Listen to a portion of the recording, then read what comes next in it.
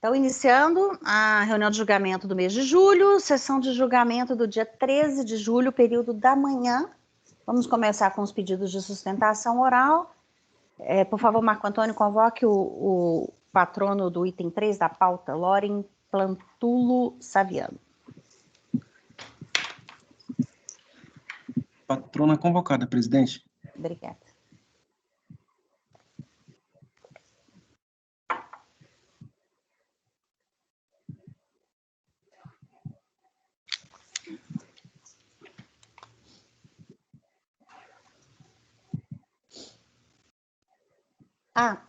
Marco Antônio, pede para me enviar, por favor, a planilha de itens julgados. Bom dia, doutora. Bom dia. Então, item 3 da pauta, doutor Matheus.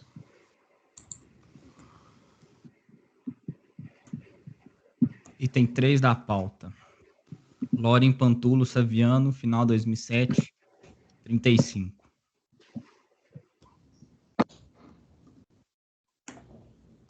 O contribuinte em epígrafe insurge-se contra o lançamento, consubstanciado no auto de infração, referente ao imposto de renda pessoa física, exercícios 2003 e 2004, anos calendário 2002 e 2003, que lhe exige crédito tributário, imposto suplementar, multa de ofício, juros de mora, conforme descrição dos fatos, enquadramento legal, procedimento teve origem na apuração das infrações abaixo descritas, depósito bancário de origem não comprovada, todos os procedimentos fiscais adotados, bem como as verificações, análises, conclusões, encontram-se detalhadas no termo de verificação fiscal, certificado do lançamento.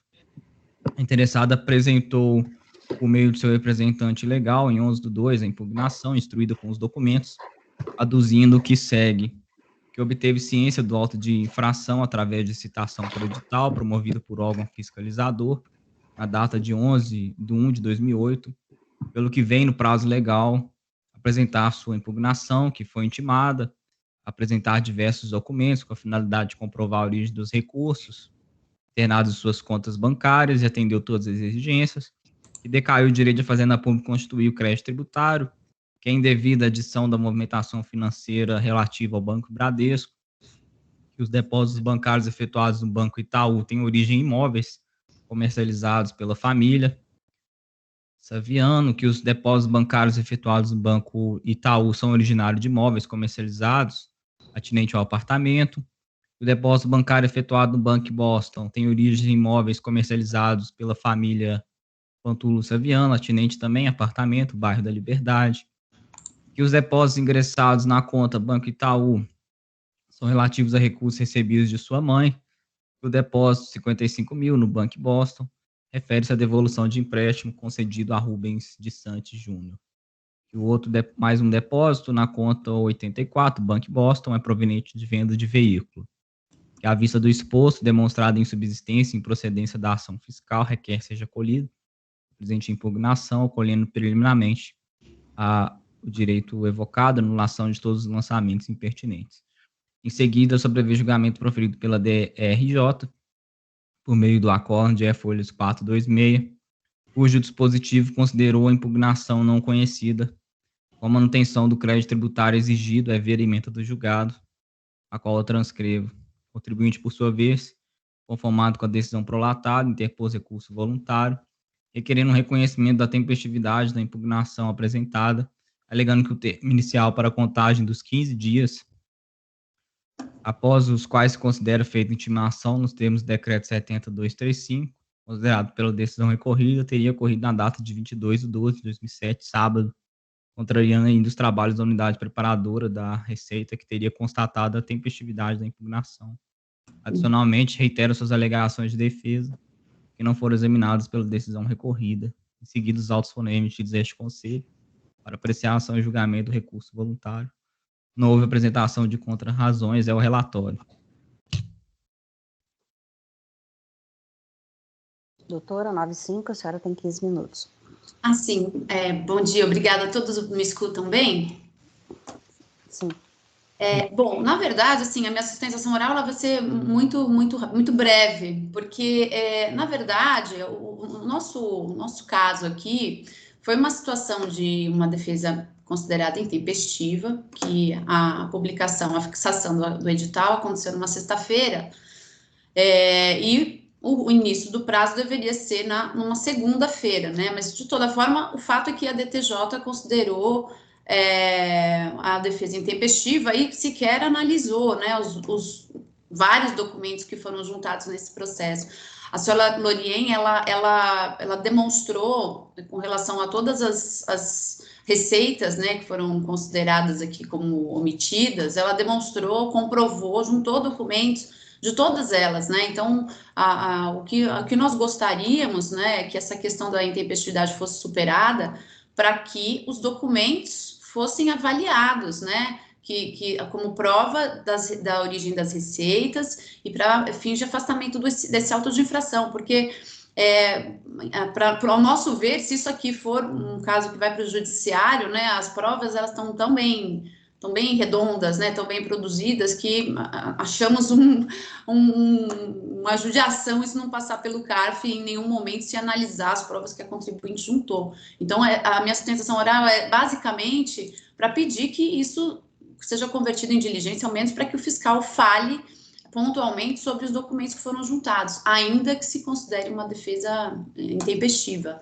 Mas muito resumidamente isso que nós gostaríamos, porque, na verdade, são, se eu não me engano, 10 pontos, né, 10 provas aqui, pontualmente, sobre cada origem, né, de receita, qual foi a origem, qual foi a venda, qual foi o imóvel que foi vendido e que deu origem a essa receita aqui, e nós acho que seria mais produtivo uma conversão em diligência do que, enfim, um julgamento se pautar só por conta da questão da intempestividade. Mas, resumidamente isso, senhores, agradeço pela atenção. Obrigada, doutor. Doutor Matheus. Desvio de admissibilidade. O recurso voluntário ele é tempestivo, preenche os demais requisitos, toma conhecimento. Cabe apenas pontuar que a apresentação intempestiva da impugnação impede a instauração da fase litigiosa do processo administrativo, restringe a análise do recurso voluntário a apenas as questões contrárias à declaração de tempestividade, estando prejudicada a análise das demais questões suscitadas. Passar ao mérito. O recorrente alega que sua impugnação foi apresentada tempestivamente, eis que o termo inicial para a contagem dos 15 dias, considerado pela decisão recorrida, teria ocorrido na data de 22/12, sábado, contrariando ainda os trabalhos da unidade preparadora da Receita, que teria constatado a tempestividade da impugnação. Em suma, o sujeito passivo não se insurge contra a intimação realizada por meio de edital, mas alega que o termo inicial para a contagem do prazo não poderia ter ocorrido no sábado, por não ser dia útil. A DRJ entendeu pela intempestividade da impugnação apresentada, ancorando seu entendimento nos seguintes termos, os quais eu transcrevo abaixo. Apesar de discordar da decisão recorrida quando afirma que a ciência do auto de infração ocorreu em 5/1 de 2008, sábado, dia não útil, entendo que o acórdão aplicou bem a legislação de regência, motivo pelo qual concordo em suas conclusões, posto que o raciocínio não prejudicou o cálculo da tempestividade da peça defensiva do sujeito passivo apresentada após o litígio legal, ao que se passa a explicar. Pois bem, o decreto 7235 disciplina da seguinte forma: intimação e contagem dos prazos no âmbito do processo administrativo fiscal, transcrevo. De acordo com o artigo 5º, parágrafo 1 do citado decreto, os prazos serão contínuos, excluídos da sua contagem no dia do início, incluindo o dia do vencimento, e somente se iniciam ou vencem no dia do expediente normal no órgão em que ocorra o processo ou deva ser praticado o ato, é de se ver. No caso dos autos, o auto de infração foi encaminhado por via postal ao domicílio tributado informado pela interessada a Receita, foi devolvido pelos Correios com a informação de que a destinatária se mudou quando a tentativa de entrega. Quando resultar em profícuo um dos meios de intimação previstos no CAPT, a intimação poderá ser feita por edital, basta a comprovação de uma tentativa infecunda. Diante da impossibilidade de notificar o contribuinte por via postal, foi formalizado o edital, afixado em 21/12, nas dependências da Delegacia da Receita Federal, para ciência do auto de infração e anexo, edital que foi desafixado em 10/1 de 2008. Assim, nos termos do artigo 23, parágrafo 2º, inciso 4º do decreto 7235, considera-se feita a intimação 15 dias após a publicação do edital, com a contagem iniciada no dia seguinte à publicação e terminada impreterivelmente 15 dias depois. Conforme adiantado sobre a forma de contagem do prazo, tem posicionamento divergente do assentado pela decisão recorrida, no sentido de que, para essa contagem, não se aplica as normas gerais de contagem de prazos processuais do PAF, iniciando-se sempre no dia seguinte da publicação do edital, mesmo se esta data recair em dia não útil, sendo seu termo final 15º dia seguinte, sendo dia útil ou não, fecha aspas. Isso porque, no caso de cientificação por meio de edital ocorrer em dia não útil, a exegese correta do artigo 23, parágrafo 2º, do inciso 4 do decreto 70.235, deve ser combinada com a do artigo 5º, parágrafo único, também do decreto 70.235, uma interpretação sistemática no sentido de que os prazos só se iniciam ou vencem no dia do expediente normal no órgão em que corra o processo ou deva ser praticado o ato. A propósito, trata-se de um contrassenso adotar a interpretação preconizada no caput e, por outro lado, deixar de aplicar o que consta no parágrafo único no caso das intimações realizadas por edital. Para além do exposto, é mister considerar que, ainda que se considere omisso o decreto 70.235 ao regulamentar a hipótese em questão, deve ser aplicado subsidiariamente às previsões do Código de Processo Civil vigente à época. A propósito, a STJ possui precedência no sentido de que a sistemática recursal prevista no CPC seria aplicável subsidiariamente a todo o ordenamento jurídico, inclusive aos processos regidos por leis especiais. Transcreva aqui emento. E a respeito da hipótese dos autos, o Código de Processo Civil vigente à época previa expressamente em seu artigo 184, parágrafo 2º, que os prazos somente começariam a ocorrer no primeiro dia útil após a intimação e combinando com o previsto no artigo 240, caput, parágrafo único do mesmo diploma legal, as intimações devem ser consideradas realizadas no primeiro dia útil seguinte, se tiverem ocorrido em dia que não tenha havido expediente forense. Mais recentemente, com a introdução da Lei 13.105, novo Código de Processo Civil, a aplicação das normas processuais supletiva e subsidiariamente passou a constar expressamente no artigo 5º, e de acordo com o Código de Processo Civil atualmente vigente, a contagem do prazo somente teria início no primeiro dia útil seguinte ao da publicação. E se tratando de intimação por edital, considera-se dia do começo do prazo, dia útil seguinte ao fim da dilação assinada pelo juiz.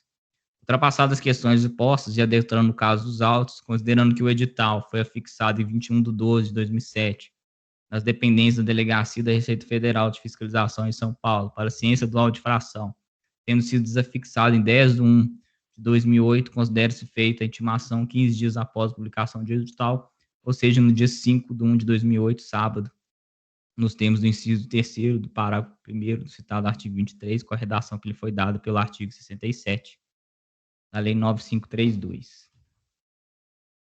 Nessa hipótese, a intimação se considera realizada no primeiro dia útil seguinte, ou seja, no dia 7/1/2008, e o prazo começa a fluir no próximo dia útil, ou seja, no dia 8/1/2008, terça-feira, mediante interpretação sistemática. A proposta em situação similar, a hipótese dos autos, essa turma assim se manifestou. Transcreva abaixo.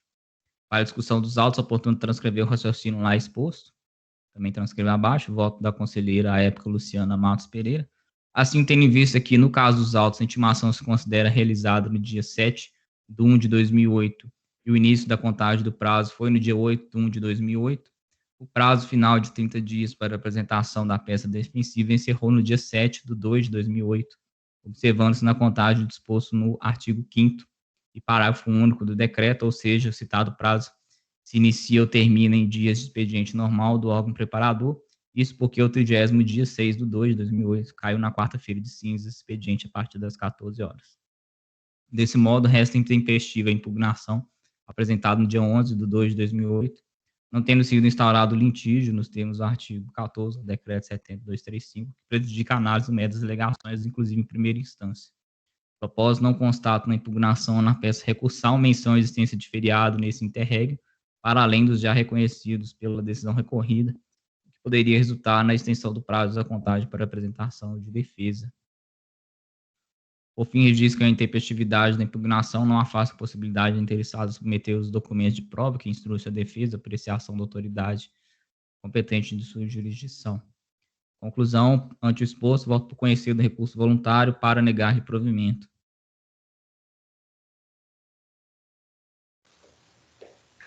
Pedro?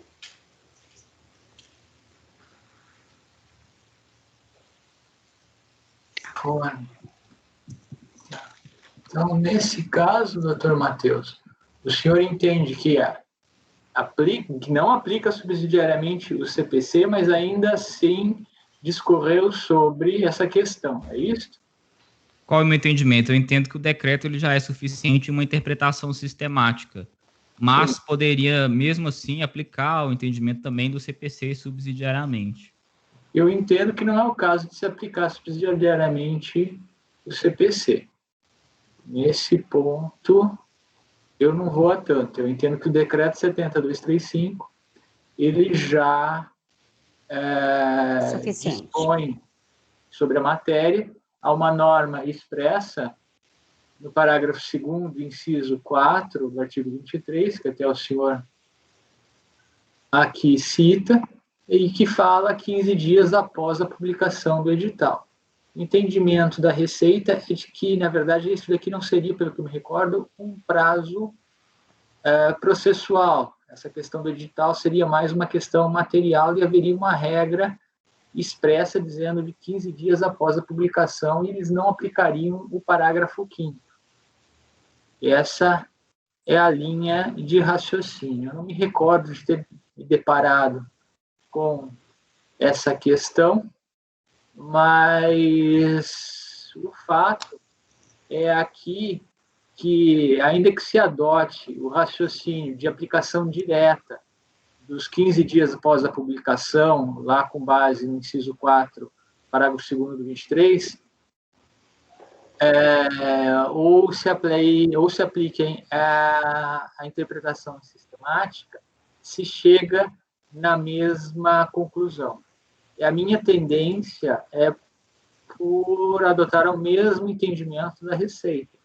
Mas, pelo fato de não ser relevante, né, nesse caso concreto, a conclusão, de qualquer forma, será por negar provimento ao recurso voluntário, e é nesse sentido que eu voto. É pelas conclusões, não? É melhor pelas conclusões. Matheus, seria o próximo, né? Então, agora, na ordem de julgamento, é o Rodrigo. Eu acompanho o relator. Andréia, agora ou Raide? Qual o relator? Andréia. Acompanho o relator.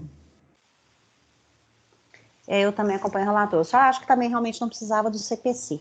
Para mim, o decreto ele é suficiente aí, mas eu acompanho o seu entendimento. Acho que eu já até fiz um voto dessa forma. Isso, é porque eu estou seguindo um precedente da nossa turma, né? Que a gente raciocinou dessa forma. Mateus, acho que foi meu. Acho que foi meu o voto. Não, da Luciana. Da Luciana. Tá. Do CPC, o senhor não está... seria um obter dictum que fala? Não é relevante para a sua decisão ou é? Então, eu já entendo que é suficiente. Né, o decreto na interpretação sistemática é mais um reforço argumentativo, não deixa de ser um obter dictum, porque o ponto aqui é que, para mim, o decreto ele já é suficiente.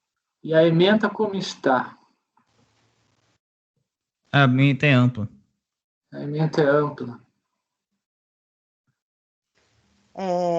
Obrigada, doutora. Esse foi o eu vou manter pelas conclusões, doutora Minha. Obrigada, senhores. Bom dia para todos. Bom dia. Por favor, Marco Antônio, pode convocar o item 5? Ok, presidente, farei a convocação agora.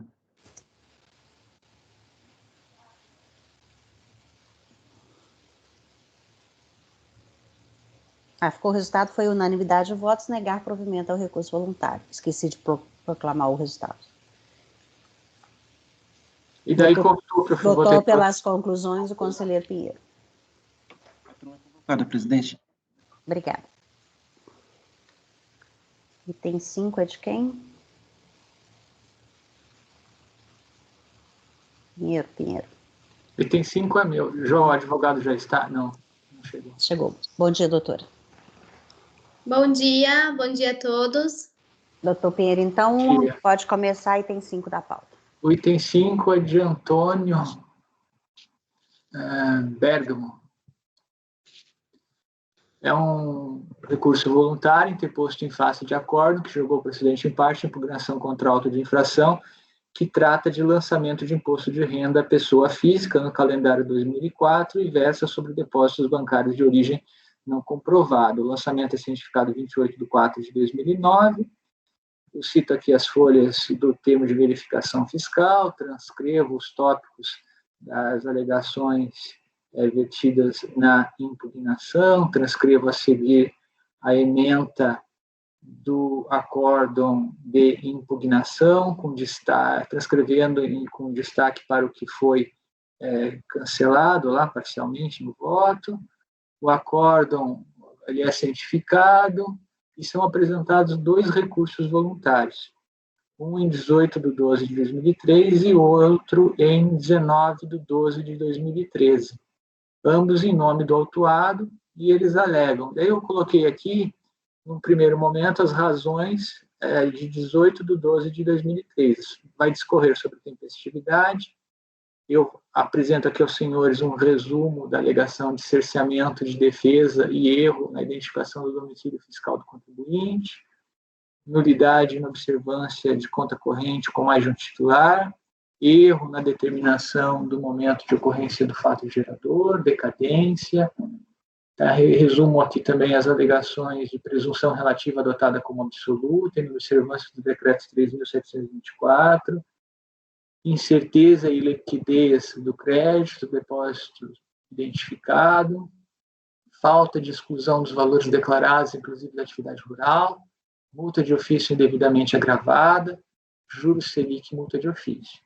Daí, nas razões de 19/12/2013, o contribuinte basicamente repete as alegações, agregando pontualmente algum desenvolvimento, mas a matéria de fundo ainda é basicamente a mesma versada já na petição anteriormente apresentada. Ele vai discorrer aqui, eu apresento o resumo para os senhores, de tempestividade, conta corrente com mais de um titular, erro na determinação do momento de ocorrência do fato gerador, decadência, presunção relativa adotada como absoluta, inobservância do decreto 3.724, incerteza e liquidez do crédito, depósitos identificados da atividade rural.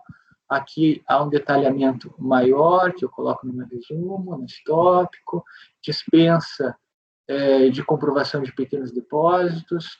Esse daqui ele agrega, mas não deixa de ser um desdobramento já dos outros argumentos. Multa de ofício indevida agravada, juros Selic sobre multa de ofício. O julgamento foi convertido em diligência nos termos da resolução de 3 de novembro de 2020. Em face do relatório fiscal e termo de encerramento de diligência, o recorrente apresentou manifestação de folhas tais, em síntese alegando que foi confirmada ser a conta conjunta com Júlia Regina Petri e que não houve inclusão de outro cotitular conforme já havia informado o recorrente, a restar comprovada a alegada nulidade nos termos da súmula CARF 29. Esse é o relatório. Doutora, são 9h24, a senhora tem 15 minutos. Obrigada. Bom dia novamente a todos, agradeço aos conselheiros aqui presentes, na pessoa da senhora presidente, do senhor relator. Bom, vou passar de uma forma bem breve sobre os pontos aqui da defesa, que comprovam que o auto de infração que exige imposto de renda da pessoa física com multa agravada referentes ao ano calendário de 2004, sobre a acusação de omissão de rendimentos caracterizados por depósito de origem não comprovada, não merece prosperar. O contribuinte, ele é auditor fiscal da Secretaria da Fazenda do Estado e ele também possui atividade rural nesse período da fiscalização. Foram recebidos em contas bancárias do recorrente valores creditados que foram considerados pela fiscalização indevidamente como rendimentos omitidos. Bom, no trabalho da fiscalização tem diversos erros e foram utilizadas premissas equivocadas para imputar a presunção de omissão de rendimentos decorridos de depósitos bancários de origem não comprovada. O primeiro e grande erro que a gente levantou aqui desde a defesa inicial é que grandes valores, os valores mais volumosos, eles decorrem, se pegarmos aqui o anexo 3, o termo de verificação fiscal, é que aproximadamente 90% dos valores recebidos na conta bancária, eles foram creditados em conta bancária conjunta do recorrente com a sua esposa, a senhora Júlia Bergamo. Esse colegiado, em novembro de 2020, novembro de 2020, converteu o julgamento em diligência para que a fiscalização levantasse junto ao Banco Itaú a informação de que se realmente a conta bancária era mantida em cotitularidade do recorrente com a sua esposa. A diligência confirmou a informação de que todo o período da fiscalização de janeiro de 2004 a dezembro de 2004, os valores, a conta bancária era mantida em cotitularidade e que não houve alteração de titularidade nesse período. O que confirma, a fiscalização em nenhum momento intimou a esposa do recorrente para que comprovasse também a origem desses valores. Só essa informação já é suficiente para a exclusão desses valores e confirmação da incerteza e liquidez do auto de infração. Além disso, os valores creditados nessa conta corrente, muitos valores creditados nessa conta corrente decorrem da empresa algodoeira, em que era sócia a esposa do recorrente e que onde recebia valores decorrentes de adiantamento de lucro da sua atividade. Esses valores também não são tributados, como se sabe, os lucros não são tributados, mas ainda que fosse na pessoa física, mas ainda que fossem, jamais poderiam ter sido imputados como depósito de origem não comprovada, especialmente porque a própria fiscalização indica na sua tabela aqui no anexo 3 a origem desses valores, que decorrem da empresa algodoeira, confirmando a informação e a comprovação feita pelo recorrente. Além disso, ao menos 35 depósitos recebidos também na conta do recorrente, apontados aqui no anexo 3, eles decorrem da empresa Atibaia Agribusiness, onde tem a indicação aqui da agência da conta bancária, que também corresponde a adiantamento de lucros recebidos pelo recorrente e sua esposa, que figuravam como sócios na referida pessoa jurídica. Tais valores também não podem ser podem ser tributados como omissão de rendimentos decorrentes de depósitos de origem não comprovadas, uma vez que estão comprovadas a origem desses depósitos. Além disso, existem valores que também foram incluídos aqui no termo de verificação fiscal, no anexo 3 do termo de verificação fiscal, como recebidos da empresa Bunge. São valores de adiantamento para custeio de plantio. A própria fiscalização indicou aqui no seu levantamento que esses valores decorrem dessa pessoa jurídica e também por isso a origem está indicada. Não é possível manter um lançamento sobre acusação de origem não comprovada. Caso a fiscalização ainda entendesse que houve algum tipo de omissão, não seria sobre essa premissa. Além disso, outro ponto aqui a ser levantado é que a fiscalização ela desconsiderou no seu levantamento os valores que foram declarados pelo contribuinte. Na atividade rural do contribuinte foram declaradas aqui as dívidas, tá, da sua atividade, e esses valores eles decorrem justamente dos recebimentos de adiantamento de seus clientes para custeio do plantio. Caso não haja colheita por algum motivo alheio ao recorrente, ele deve entregar esses valores, fazer a devolução desses valores para seus clientes. Por isso, esses valores também devem ser considerados, os valores declarados devem ser considerados no levantamento da fiscalização. Além disso, levantou o recorrente na sua defesa que houve erro na determinação da ocorrência do fato gerador, uma vez que o artigo 42, parágrafos 1º e 4º da Lei 9.430, ela indica que os depósitos eles devem ser apurados mensalmente. Por isso, também os valores decorrentes, os valores apontados como recebidos de janeiro de 2004 a abril de 2004, eles já estariam decaídos, uma vez que a intimação do lançamento do auto de infração ocorreu em 2009. O último ponto aqui a ser levantado, que também foi objeto da diligência, diz respeito ao endereço do contribuinte. O contribuinte ele fez a atualização do seu endereço na sua declaração do imposto de renda referente ao exercício de 2009, e mesmo assim a fiscalização manteve as notificações e intimações no endereço anterior do contribuinte, no endereço antigo. a recusa de respostas à fiscalização, ela, além de ter sido apontada pela fiscalização, ela foi o motivo pelo qual a multa foi agravada. Uma vez comprovado em diligência que o endereço ele estava atualizado no sistema da Receita Federal desde 4 de março de 2009, também deve ser afastada a multa agravada sobre a acusação de recusa à resposta à fiscalização. São essas as minhas considerações e, por isso, pede o provimento do recurso voluntário. Obrigada, doutora. Pinheiro? Ok. Quanto à admissibilidade, diante da intimação em 20/11/2013, o recorrente apresentou 2 petições veiculando razões recursais, em 18/12 e outra em 19/12, ambas podendo ser consideradas tempestivas. A rigor, a segunda petição estaria prejudicada pela preclusão consumativa. Contudo, ainda que em alguns pontos o recorrente desenvolva um ponto a mais, sua argumentação não inova em relação às matérias veiculadas na petição protocolada no dia anterior. Preenchidos os requisitos de admissibilidade, tomo conhecimento do recurso voluntário e passo a analisar por matéria os argumentos suscitados nas 2 petições em tela. Cesseamento de defesa e erro na identificação do domicílio fiscal do contribuinte. Após obter os extratos bancários fornecidos pelas instituições financeiras, a fiscalização lavrou termo de constatação e intimação fiscal cientificado 27/9/2008, a solicitar a comprovação da origem dos depósitos bancários especificados em anexo. Reintimação foi cientificada em 19/11. Nova reintimação foi emitida ao contribuinte, e o contribuinte apresentou manifestação em 23 de janeiro de 2009.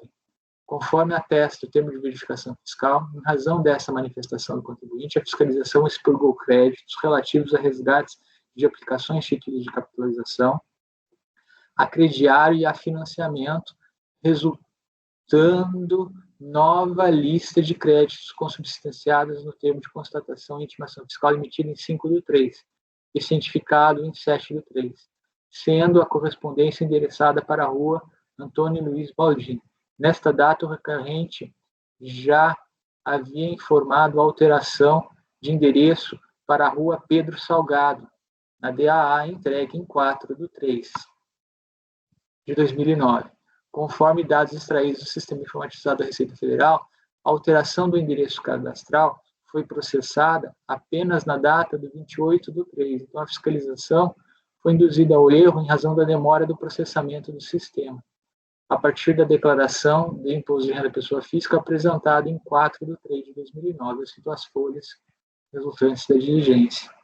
O lançamento foi cientificado também por via postal no endereço da rua Antônio Luiz Baldin, em 28/4, tendo a fiscalização excluído mais alguns depósitos a partir da diligência junto à BUNG. Então, entre essa última intimação e o lançamento, foi feita uma circularização junto à BUNG e valores elevados, inclusive, que resultavam lá da questão da atividade rural, foram excluídos já pela própria fiscalização. O recorrente sustenta que o encaminhamento do auto de infração para seu endereço cadastral antigo e a demora na obtenção de cópia do processo junto ao órgão preparador cerceou o seu direito de defesa. A rigor, a intimação em 7/3 de 2009 é inválida, pois o recorrente já havia informado um novo endereço cadastral em sua DAA. Isso, entretanto, não afeta o lançamento em razão de haver intimação anterior válida e eficaz, a exigir a comprovação da origem dos depósitos bancários, que vieram a compor o lançamento. Foram várias as intimações, nesse sentido, conforme eu descrevi há pouco. O auto de infração foi recepcionado no antigo endereço postal, em 28/4, e no dia 15/5 foi protocolada a solicitação de cópia do processo, reiterada em solicitação protocolada no dia 22/5, sempre citando folhas, sendo a cópia obtida em 25/5 de 2009.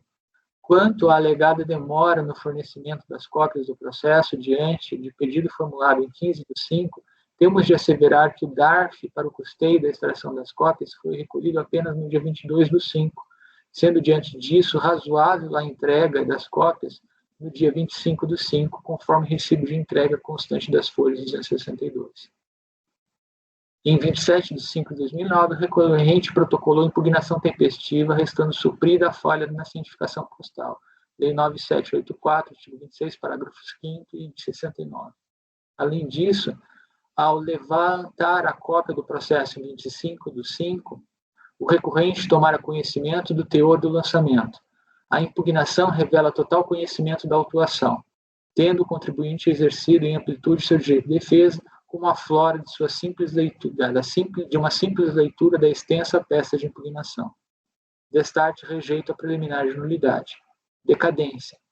O fato do imposto de renda, o fato gerador do imposto de renda, cita aí fundamentos do CTN, é complexível, ou seja, ainda que devido à antecipação, à medida que os rendimentos e ganhos de capital forem percebidos, o fato só se aperfeiçoa definitivamente no dia 31 de dezembro do ano calendário, cita a fundamentação legal entre parênteses. A norma em questão se aplica, inclusive, em relação ao lançamento com lastro no artigo 42 da 9.430, conforme a jurisprudência simulada, a súmula 38 do CARF. Não prosperando a premissa de o fato gerador ser mensal, não há que se falar em erro na determinação do momento de ocorrência do fato gerador. Quanto à alegação de decadência, os depósitos bancários de origem não comprovada foram efetuados durante o ano calendário de 2004. Logo, mesmo em face do artigo 150, parágrafo 4º, não se cogita de decadência, ainda que se considere a data da extração da cópia integral do processo, ou a data de apresentação da impugnação. Rejeita-se destarte a prejudicial de mérito acerca da decadência e a alegação de erro na determinação do momento de ocorrência do fato gerador. Em observância de conta corrente com mais de um titular, o recorrente sustenta a nulidade do lançamento por vício insanável, consistente em nunca ter sido intimado para prestar esclarecimentos à esposa cotitular da conta, número tal, agência tal do Banco Itaú, conforme extrato e folha de cheque em branco. Para as contas do Banco Itaú, a fiscalização se utilizou de extratos fornecidos pelo banco, então tem mais de uma conta do Banco Itaú, por isso que eu precisei o número, a indicar apenas o autuado como titular das contas. Então, nos extratos fornecidos para fiscalização pela instituição financeira, a partir da RMF, só constava um titular. Essa premissa, entretanto, não se sustentou diante da diligência fiscal, que revelou ser a conta, número tal, conjunta com a senhora Regina, bem como constar no sistema informatizado da Receita Federal a apresentação de declarações separadas. Em relação à situação em tela, deve ser aplicado o entendimento jurisprudencial simulado, a súmula 29. Não há que se falar em nulidade do lançamento, sendo apenas cabível a exclusão dos valores referentes à conta conjunta na agência número tal, conta conjunta tal, agência número tal da base de cálculo. Ressalta-se que a exclusão em tela não implica em serem os depósitos remanescentes de pequena monta, e, para tanto, basta se considerar a conta do Bradesco. Os depósitos são inferiores a 12 e o somatório ultrapassa 80. Presunção relativa adotada como absoluta. O artigo 42 veicula a presunção legal de emissão de rendimentos. Aqui os argumentos tradicionais, já conhecidos dos senhores, né, que vai falar CTN 43, aptos a gerar a presunção, fixado em lei, afasta a necessidade de nexo causal, acréscimo patrimonial, sinais de estranheza, são os argumentos que sempre são evocados. Quanto à inobservância do decreto 3.724, constam dos autos as requisições de informações sobre movimentação financeira emitidas pela delegada da DRF em julho de 2008, estando a necessidade da emissão dos mesmos documentada, inclusive, pela emissão de termos de embargos à fiscalização. Citando as folhas, logo não vislumbra violação do decreto.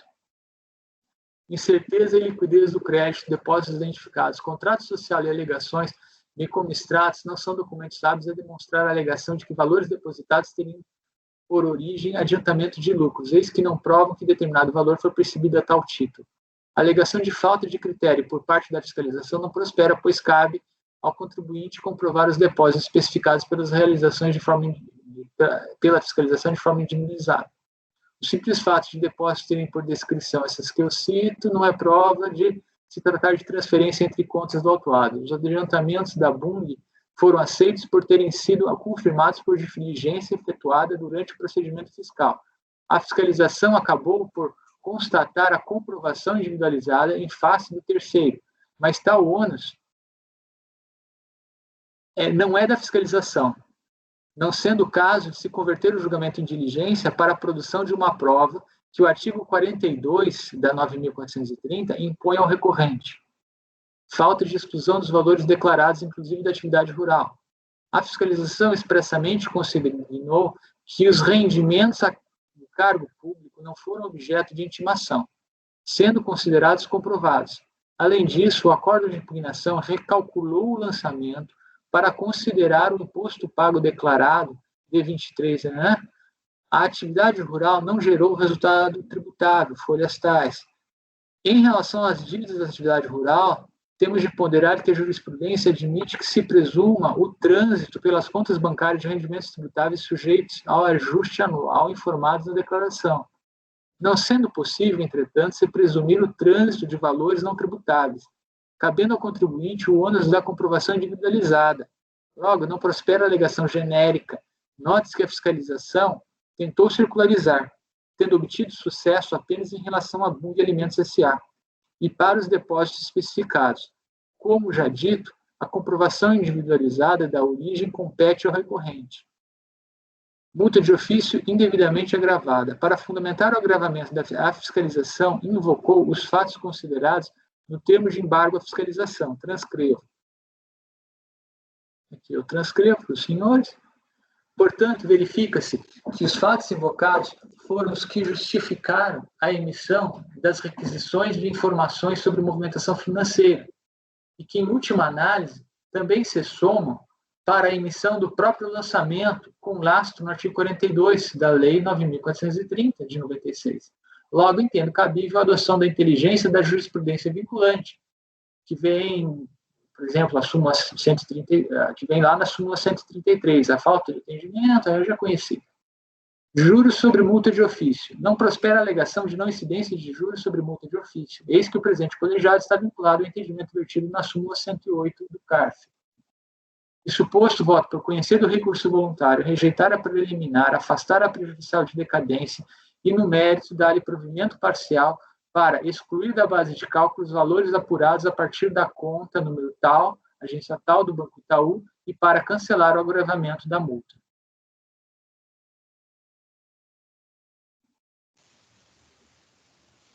Alguma pergunta?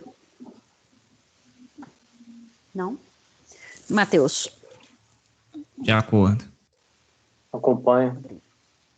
Eu acompanho mesmo em relação à questão aqui do ponto que o doutor Pinheiro fala da falta de discussão dos valores declarados, porque nesse caso concreto, apesar do doutor Pinheiro entender que não cabe a exclusão dos valores não tributáveis declarados, aqui no presente caso, o fiscal, como disse também o doutor Pinheiro, tentou circularizar, né, o que foi declarado e o que foi apresentado ao contribuinte, não obtendo êxito. Portanto, eu acompanho para dar provimento parcial nos termos do voto do relator. André. Acompanho o relator. Eu também. Então, acordo os membros por unanimidade de votos, rejeitar a preliminar, afastar a prejudicial de decadência, no mérito dar provimento parcial ao recurso voluntário, para excluir da base de cálculo os valores apurados a partir da conta, essa daí do Itaú, e para cancelar o agravamento da multa. Doutora, obrigada. Obrigada. Pode ir. Tenha um bom dia. Marco Antônio, pode convocar o patrono do item 11, por favor? Ok, presidente, farei a convocação agora. Item 11. De quem é? Raide.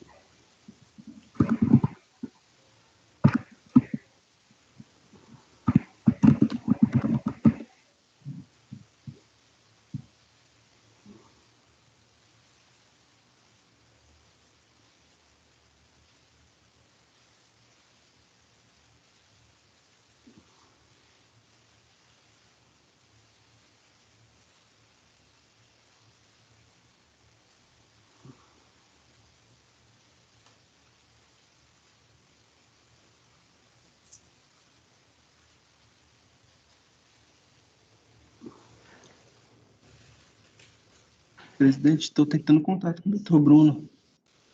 Já fiz a convocação oral, só que ele não me retorna. Bom, então vamos fazer outro processo. Na hora que ele chegar, a gente faz. Vamos voltar na ordem da pauta. Item 1 e 2, Matheus, José Sérgio Martins Alves.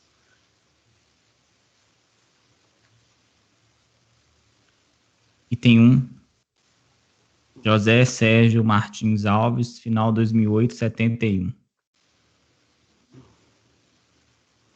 Está com algum ruído, eu não sei. Presidente, o doutor Bruno entrou aqui.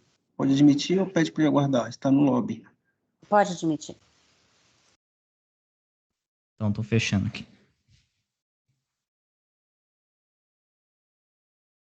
Bom dia, doutor. Então, item 11 da pauta, doutor Raide.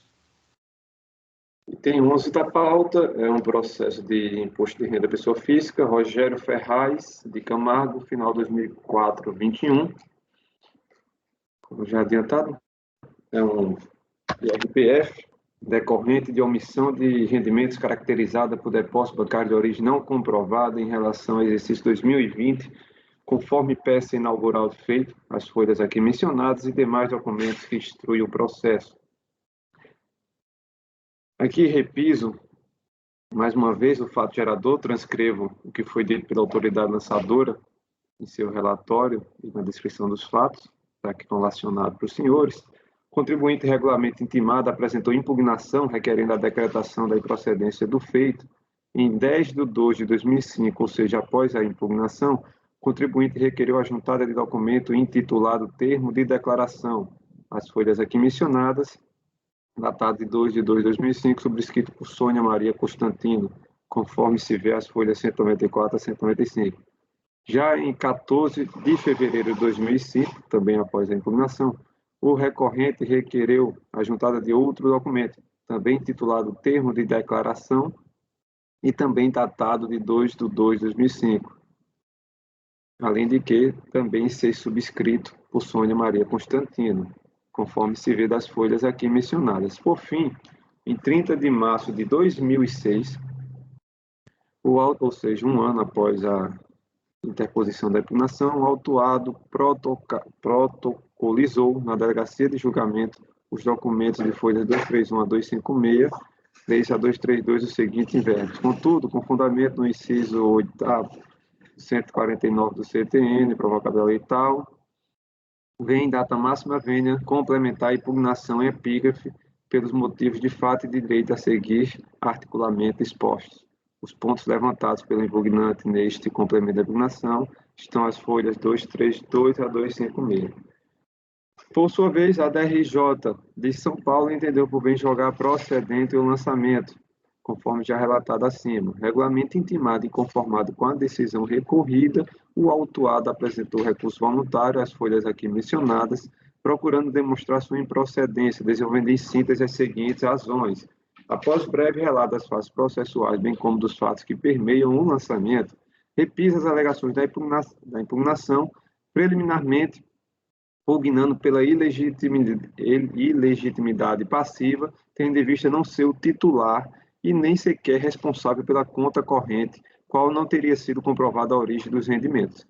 Ainda em sede de preliminar, aduz-se nulo o lançamento, tendo em vista a preterição do direito de defesa, caracterizada pela ausência da possibilidade do fiscalizado a apresentar os documentos necessários à comprovação da origem dos depósitos realizados em contas bancárias que não lhe pertencem. Explicita ser nula a decisão de primeira instância por não ter autoridade julgadora a apreciar a prova documental apresentada após a impugnação em data anterior ao julgamento. Nos dois últimos tópicos referentes a preliminares, pugna pela irretroatividade da Lei 10.174 e a impossibilidade da quebra do sigilo bancário. Já no que diz respeito ao mérito, aduz que os depósitos bancários não representam necessariamente aferição de renda e, desta forma, por si só, não constituem fato gerador de imposto de renda da pessoa física. Afirma restar comprovada a origem de todos os depósitos. Insurge-se quanto à multa de ofício por ferir o princípio do não confisco e sobre a inconstitucionalidade da taxa Selic. Por fim, requer o conhecimento e provimento do seu recurso para desconsiderar o auto de infração, tornando-o sem efeito e no mérito sua absoluta improcedência. não houve apresentação de contra-razões. Em 6 de novembro de 2006, o contribuinte protocolou petição de aditamento ao recurso, requerendo a aplicação da súmula 20 CAFES número 29. Por derradeiro, em 22 de janeiro de 2019, protocolou um novo aditamento, pugnando pela ilegitimidade passiva do recorrente. Após o processamento do feito, em 7 de outubro de 2020, foi proposta a resolução por esta egrégia turma por unanimidade de votos nos seguintes termos, que resumidamente se diz respeito a saber se houve a intimação do co-titular da conta referida no auto de infração ou não. Tendo em vista a diligência encimada, foram anexados os documentos de folhas 2.705 a 2.880, sendo todos referentes a seu Paulo Roberto Neves, co-titular da conta objeto dos autos. Regularmente intimado do resultado da resolução, o contribuinte apresentou petição às folhas aqui mencionadas, basicamente reiterando a ilegitimidade passiva e debatendo acerca da intimação do co-titular. Após retorno ao egrégio conselho, os autos regressaram à minha relatoria e consequente inclusão em pauta é o relatório. Doutor, são 9h51, o senhor tem 15 minutos. Ilustríssimo senhor presidente, nobre relatora, quem tendo cumprimento aos demais membros do colegiado presentes na sessão de julgamento. A defesa contribuirá para a boa fluidez da pauta e não utilizará mais do que 5 minutos. Pois bem, senhores, tratos de auto-infração constituído em favor de Rogério, única e exclusivamente por ter sido casado com Sônia. Sônia, por sua vez, era titular da conta mantida junto ao Banco Bandeirantes com Paulo Roberto Neves Fernandes. Rogério nunca figurou como procurador, correntista e nunca movimentou a indigitada conta, conforme, inclusive, se infere as folhas 261 dos autos, uma declaração prestada pelo Unibanco, sucessor do Banco Bandeirantes, e o termo de declarações prestado por Sônia, como bem informado pelo nobre relator, as folhas 262, datado de 2 de fevereiro de 2005, em que ela faz alusão ao fato de que Rogério nunca foi responsável por referida movimentação. Sob essa perspectiva, a ministra da Defesa requer, seja nos termos regimentais, especialmente em homenagem ao artigo 72 do regimento desta Casa, aplicada a súmula 32, mencionada no memorial ofertado, e que vai de encontro, inclusive, da alusão à ilegitimidade de parte no aditamento do recurso. Sem prejuízo desta questão da aplicação da súmula 32, que se reitera, no que concerne a resolução e manifestação da Receita Federal, no que concerne a intimação de Paulo, lembrando, Paulo foi titular de Sônia, Rogério nunca figurou como titular dessa conta. Há que se aduzir que não foi observada a súmula CARF 29. Por quê? A intimação de Paulo se dá em processo autônomo, ok? Um auto de infração lavrado contra, que decorreu, acabou culminando no auto de infração lavrado contra Paulo, e mais do que isso, a intimação de Paulo é bem anterior ao termo de início de fiscalização de Rogério. Na verdade, o auto de infração de Paulo é datado de... datado de 27 de 9, se eu não me engano, de 2004, o auto de infração de Paulo, ao passo que o termo de início de fiscalização de Rogério é de 15 de 10 de 2004, ou seja, um mês após. Sob essas perspectivas, a defesa reitera a aplicação da súmula 32 e consigna que não houve a observância da súmula CARF 29 também, razão pela qual agradeço a atenção e aguardo o voto dos eminentes conselheiros. Obrigada, doutor. Pode continuar, doutor Reide. Continuando, passando para o voto, o ponto realmente, como bem disse o doutor Patrono, que poderia causar maior debate é a questão da ilegitimidade passiva aqui. No entanto, há uma questão anterior a essa, que é a relação ao conhecimento desse fato. Por quê? Vou ler para os senhores. Apesar de presente o pressuposto de admissibilidade de ser tempestivo o recurso, há nos autos questão preliminar indispensável ao desvinte da controvérsia que deve ser elucidada, prejudicando assim o conhecimento integral do recurso, como passaremos a demonstrar. Em relação à ilegitimidade passiva e ao cesseamento do direito de defesa por não ser titular da conta, o contribuinte repisa as alegações da impugnação, argumentando que não tem qualquer relação com o fato gerador, pois não participou do procedimento fiscal instaurado em nome de sua ex-esposa, Sônia Maria Constantino, CPF e tal, sendo que os valores lançados como rendimentos omitidos no auto de infração hora contestado dizem respeito exclusivamente à conta bancária de titularidade da ex-esposa, além de não ter conhecimento dos fatos e muito menos participado destes. Com efeito, o recorrente impetrou ação judicial protocolada sobre o número aqui descrito, questionando o afastamento de sua condição de contribuinte constante do presente lançamento, bem como a declaração de inexistência de responsabilidade decorrente dos fatos lavrados neste documento. Sustentou ainda, nesta ação judicial, que não lhe foi concedida a oportunidade de defesa, não tendo sido notificado ou fiscalizado, sendo dado conhecimento dos fatos relativos à fiscalização tão somente à sua ex-esposa. Como bem delineado pela DRJ, ao patrocinar a ação judicial, o recorrente renunciou ao contencioso administrativo fiscal relativamente à matéria submetida ao Poder Judiciário. Então, por este motivo, será apreciada somente a matéria não alcançada pelo pedido judicial.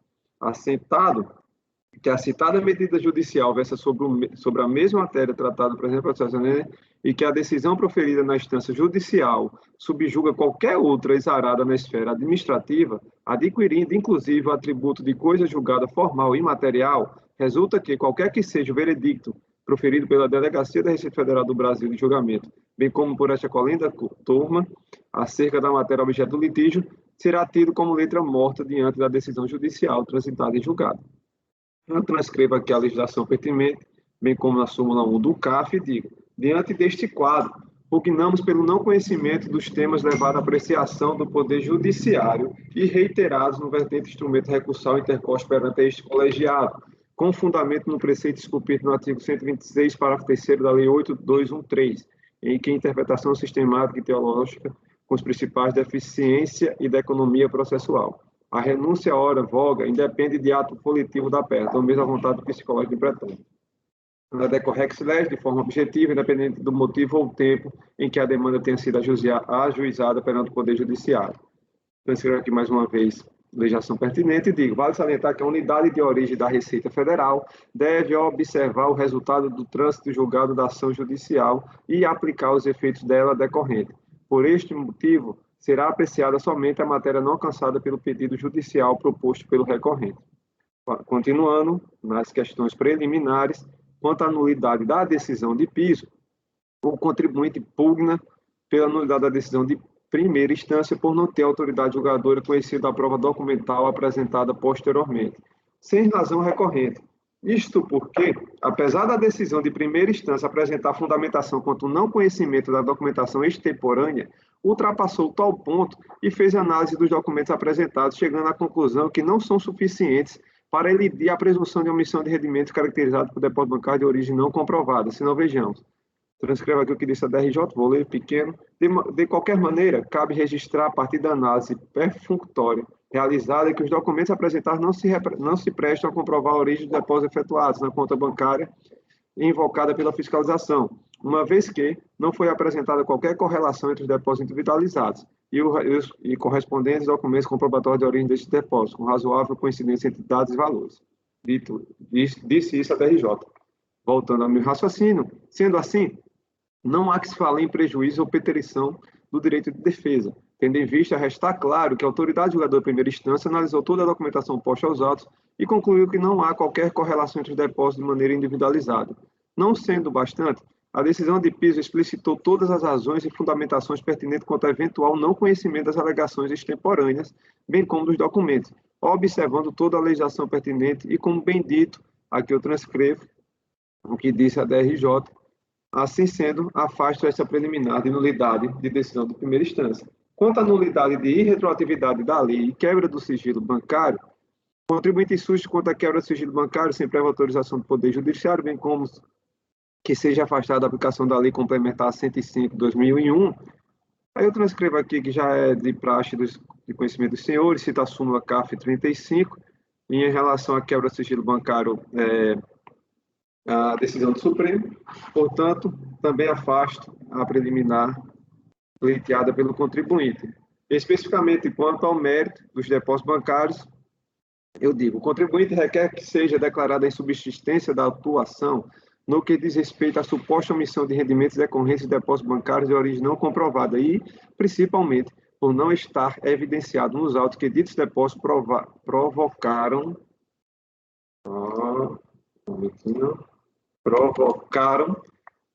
expressivos reflexos em sua situação patrimonial e financeira. Em que pese as razões ofertadas pelo contribuinte, seu inconformismo, contudo, não tem o condão de prosperar. Do exame dos elementos que instrui o processo, conclui-se que o lançamento corroborado pela decisão recorrida apresenta-se formalmente incensurável, devendo ser mantido em sua plenitude, se não vejamos. Primeiramente, é importante salientar que o contribuinte não discute especificamente nenhum valor ou depósito considerado pela auditoria fiscal, pela autoridade fiscal, apenas questionando a legislação, não sendo bastante para reformular a decisão de piso, como passarão a demonstrar.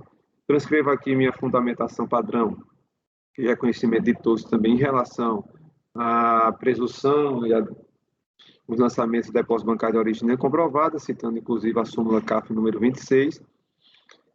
E digo, contribuir durante o procedimento fiscal e no contencioso administrativo não carregou prova que pudesse correlacionar os depósitos bancários com alegações trazidas. Mais uma vez, repito, contribuinte nada se esforça ou argumenta sobre a comprovação dos numerados, ou seja, em relação aos depósitos efetuados na conta bancária, não foram apresentados esclarecimentos convincentes e muito menos documentáveis em dois a demonstrar a origem de cada depósito. Quanto ao argumento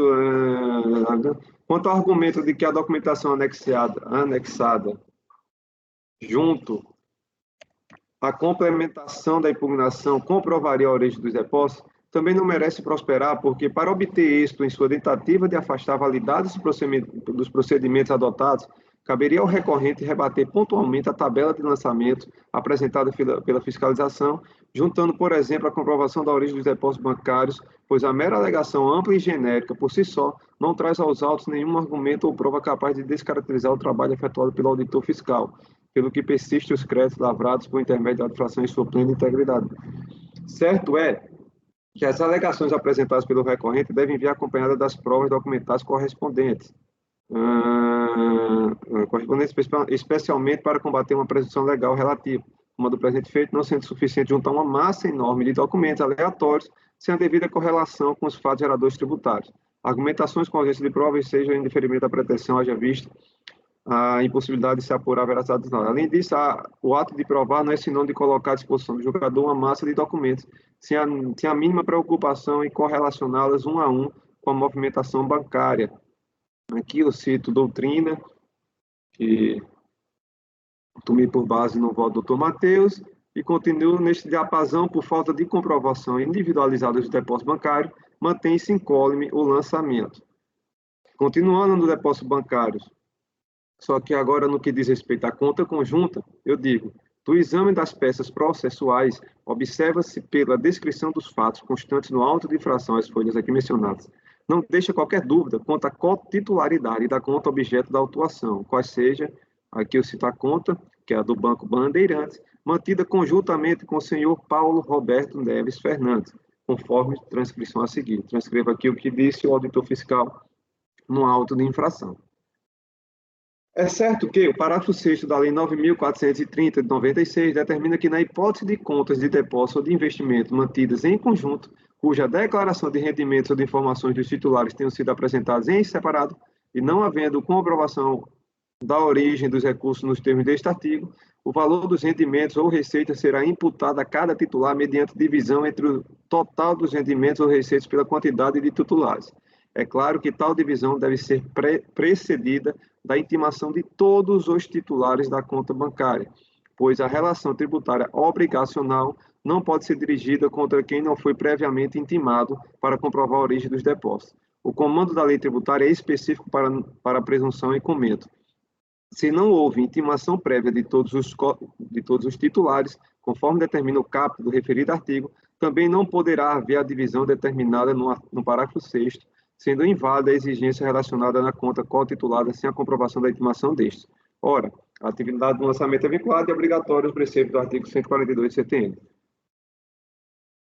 A falta de intimação para justificação da origem dos depósitos bancários é causa em si da não caracterização de omissão de rendimentos, haja vista que a autoridade fiscal não cumpriu o rito do artigo 42 da Lei 9.430, exige para que a presunção possa ser validamente aplicada. Este entendimento já é pacífico deste Conselho, nos termos de diversos acordos, bem como dispõe a súmula vinculante, número 29, que aqui transcrevo.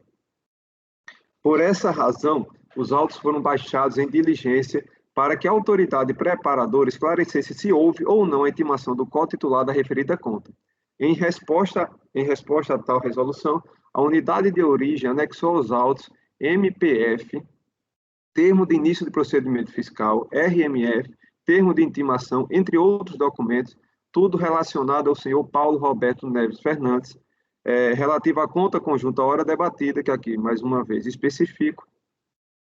E digo, sendo assim, os requisitos constantes na legislação de regência, bem como da súmula encimada, foram cumpridos, pois houve a intimação de todos os co-titulares na fase que procede à lavatura do auto de infração.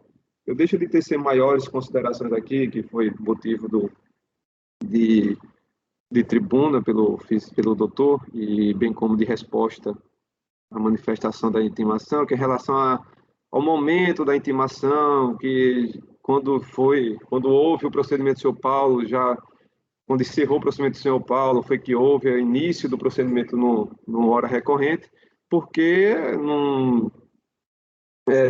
a intimação do senhor Paulo foi, como se observa aqui, foi antes da lavratura do auto-infração, observando os requisitos legais, né? Então, deixa eu se o senhor me permite, aqui, na parte final que o senhor fala, na fase que procede a lavratura não seria precede? Precede, que é antes. Só porque depois eu vou esquecer, então já apontei agora. Já corrijo, foi bom. Precede a lavratura da auto-infração. Portanto, deve ser mantido o crédito decorrente dos depósitos efetuados na referida conta. Quanto à multa de ofício, aqui cito a súmula 2 do CAF, não há muito o que falar. Da taxa Selic, também cito a súmula CAF número 4.